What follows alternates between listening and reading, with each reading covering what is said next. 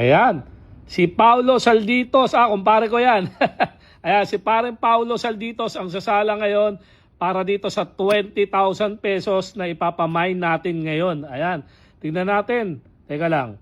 Parang nakita ko 2 hours ago Naku po, oo nga, tama ako, 2 hours ago. Naku po, sana mag-ring ng malakas o kaya mag-vibrate yan para magising ka kung tulog ka man o busy ka man, marinig mo to. Sayang naman ang 20,000, paring Paulo Salditos. O ito, tignan na natin, mamamain kaya ni paring Paulo ang 20,000 pesos. Ito na.